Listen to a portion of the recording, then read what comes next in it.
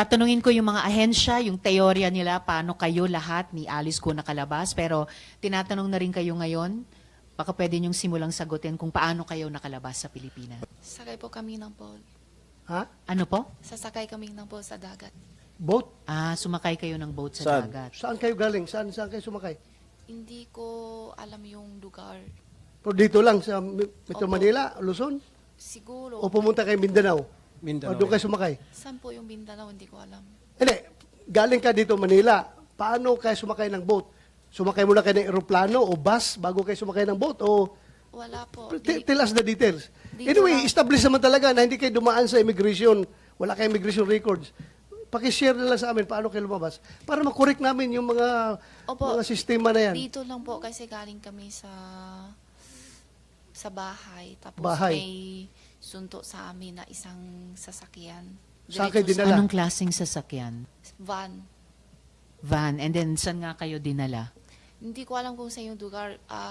Siguro biyahe kami ng ilan oras. Hindi ko Mga ilang masabi. oras? Hindi ko matantaas yung matagal din. Araw kayong umalis, then gabi kayo dumating doon? Or araw kayong umalis, araw din dumating? Halos tapos ng dinner. Pero umalis kayo ng Manila, araw pa. Gabi. Gabi rin. So, umalis kayo ng gabi, and then dumating kayo doon. Hating gabi. So, isang buong araw kayo bumiyahe? Hindi po. Hindi siya isang buo araw. Kung siguro outer dinner, 7:08. Tapos ang lating namin hating gabi na po. So mga 5 hours by van. Tapos anong, Hindi ko sure kung tama pa kasi hindi ko maano sa oras po. Madam Chair. tapos just one more follow-up and then before Yeah, SP Pro Temp. Anong klaseng boat, yung sabi niyong boat na sinakyan niyo? Yung maliit na puti. Maliit na puti. SP Pro Temp? Sino yung driver na sumundo sa'yo? Hindi ko kilala. Pati plate number na sasakyan, di mo alam. Hindi po. Ilan kayo ron sa van? Po, Ilan, Ilan kayo daw sa kayo van? sa van? tatlo po. Tatlo. Sino-sino? Kaming tatlo. Sino? Sinong tatlo? Si Alice tsaka si Wesley po. Idat, sabay pala kayo ni Alice, lumayas. Sabay kayo ni Alice, lumayas dito sa Pilipinas. Opo. Oh. At O, yun na. yung pagbiyahe niyo ni na Alice para umalis sa Pilipinas na bumiyahe kayo mga 5 oras, dumating ba kayo sa Pangasinan? Hindi po. Alam ko Pangasinan hindi. Hindi Pangasinan ang inabot nyo. Kasi ano siya eh, Manila, tapos lampas pa eh. Hindi ko alam yung lugar. kasi Lagpas hindi pa ako ng kabisado. Pangasinan. Maybe Bataan? Hindi po. Papunta Manila po. Madam Sir, ilang oras kayo sa barko? Yung biyahe niyong barko? Diretso kayo Malaysia? Hindi From po. Pilipinas? Saan? May palit. Ha? May palit yung mas malaki pa.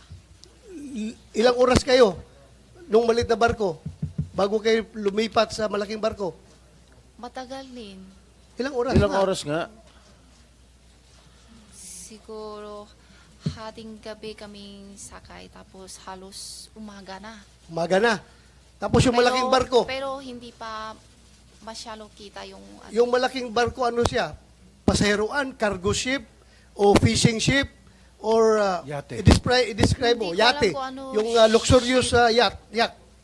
Ano siya? Yung Parang malaking barko. Fishing ship ata, hindi ko alam kasi hindi So, ako malo. fishing ship, dahil may nakita kayong mga lambat at mga isda, Yung lake na panghuli na fish. may net na panghuli ng fish. Tapos yun na, dumating na kayo ng Malaysia through that boat na Opo. malaki. Malaysia kayo dumating o sasakay pa Indonesia? ulit. May sasakay pa ulit. Ha? May palit pa isang ulit. Palit pa uli ng isang barko. Anong description ng isang barko na yung pinalit? maliit naman na palang kulay Tapos, blue or green. yun na, diretso na kayo Malaysia. Opo. Sheila, kasi kanina binanggit mo, magkakasama kayong tatlo, ni Wesley tsaka ni Alice, Po. dun sa bahay. Opo.